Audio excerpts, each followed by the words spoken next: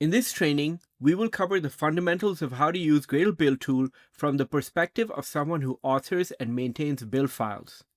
It is recommended to take the Introduction to Gradle Build Tool for Developers course on DPE University before taking this course if you're new to using Gradle Build Tool.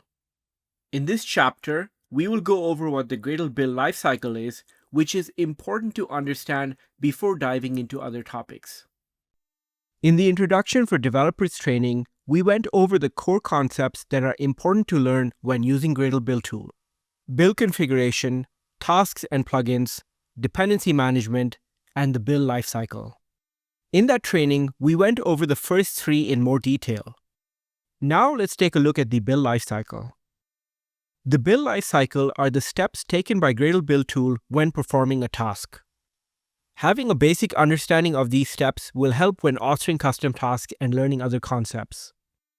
Whenever you ask Gradle Build Tool to run a task, it goes through three steps known as the build lifecycle phases.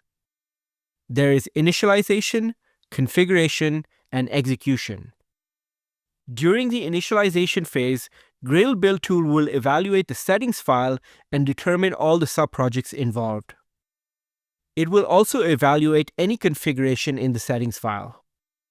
Then, during the configuration phase, the build files will be evaluated, and Gradle Build Tool will build a model of each project, including the tasks belonging to each one.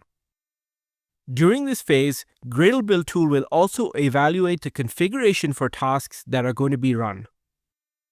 Finally, during the execution phase, Gradle Build Tool will run the tasks on the relevant projects. We will refer to these three phases later in the training when discussing performance of custom tasks that you author.